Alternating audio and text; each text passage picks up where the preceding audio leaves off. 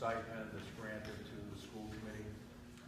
A lot of people don't know that school committee members actually are more heavily involved in issues than we are. For example, you engage in collective bargaining face-to-face across the table from the union membership and their council. You hear grievances. You have facility subcommittee. You have bid review. You have a finance committee. You have a curriculum subcommittee. It would be hard to quantify the number of hours which school committee members contribute to the community, but it's very substantial. It is very substantial.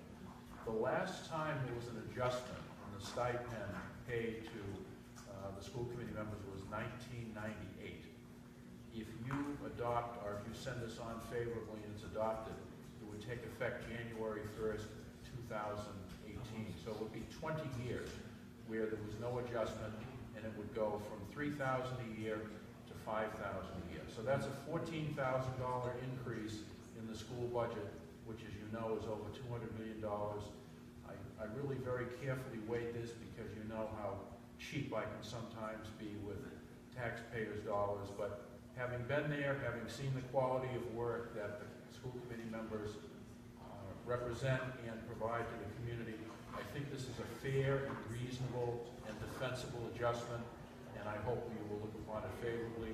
I'd be happy to answer any questions you may have. Councilor. Good evening, Councilor.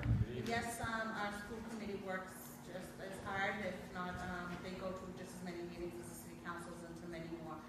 So I'm in favor of this, but have you looked into what some of the other school committee members in surrounding cities similar to Brockton do get compensated? What's the difference?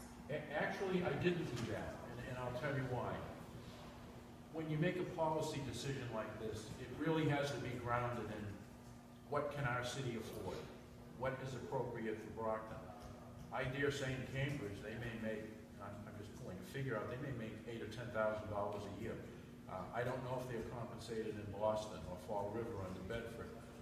But since we answer to the residents of the city, I wanted to come up with something that was fair, reasonable, defensible, and we would engender support from the public rather than perhaps turn the public off.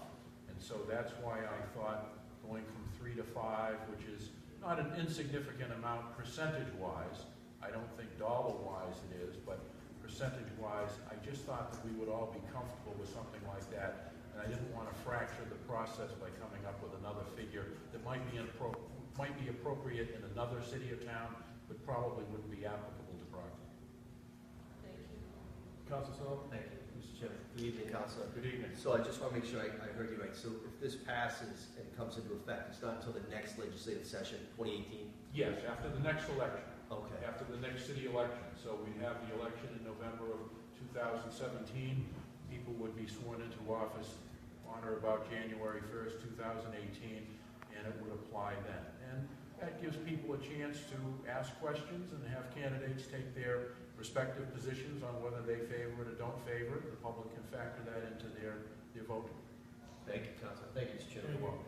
Councilor Anier. Thank you, Mr. Chairman, and I too do support what's before us here this evening in regards to the sum increase to the school committee. And Councilor Farwell is correct. It was back in 1998, 99, I believe. It was just known as a small stipend, and in later years,